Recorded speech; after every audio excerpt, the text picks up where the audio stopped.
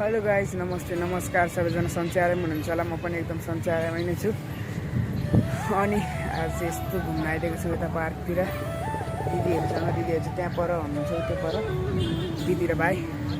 अनि यसो घरमा बस्दा बस्दा नि अल्छी लाग्यो, त्यही भएर घुम्न आइदिएको छु। अहिले चाहिँ कति 4 साढे 4 भयो होला। अनि अब चाहिँ म दिदीहरूसँग जान्छु। राम्रो सनसेट हुँदैछ त्यहाँनिर माथि।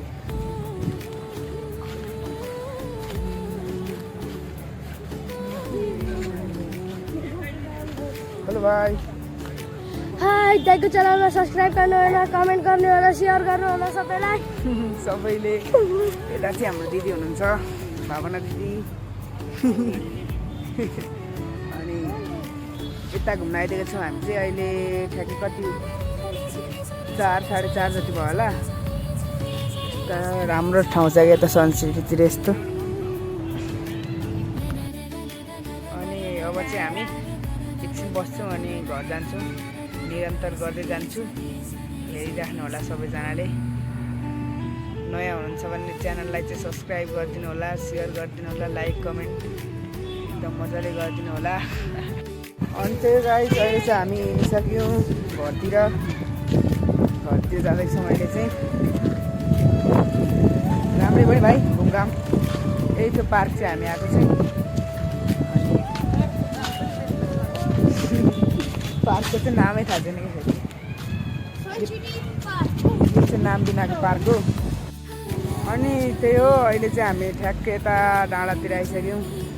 यता भक्तपुर, यो चाहिँ भक्तपुर हो। सनसिटी देख्ने डाँडा भन्छ यसलाई चाहिँ, थाहा पनि छैन खासै। यता छौँ हामी।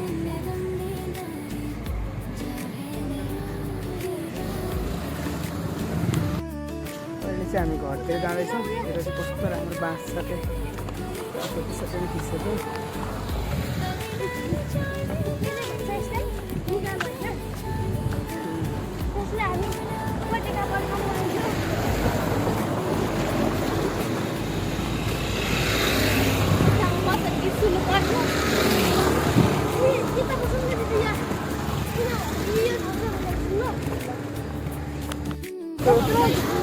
गर्मी पनि भएको छ, सिचुएसन भएको छ।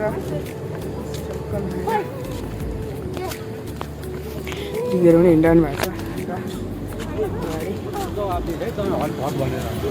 एयरपोर्ट पनि क्लिनियर छ क्या।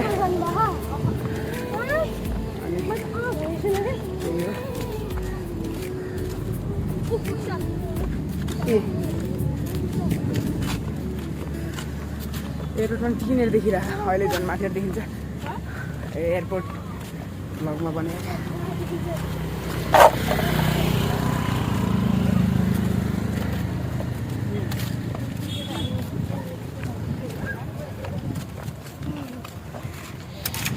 हामी घर जाँदै गरेको। अनि अहिले चाहिँ कस्तो बाटो ल्याइदियो यो भाइले। यताबाट हेरिरहनु भएको छ। अनि कस्तो बाटो ल्याइदियो थाहै भएन। त्यही हो, त्यहाँ जङ्गल छ कि पुरा, बाँस गाईको बाटो ल्याइदिएर हामीलाई चाहिँ। यता चाहिँ पुरा तल चाहिँ भिर छ क्या, यस्तो छ भिर देखाइदिन्छु तपाईँहरूलाई। यहाँ तल चाहिँ फुर्सल छ, यहाँ तल चाहिँ फुर्सल। अनि यता भिर यस्तो छ है। अनि हामी चाहिँ टक्क एयरपोर्ट पनि त्यहीँनिर पर छ। यताबाट चाहिँ पुरै भ्यू देखिन्छ क्या।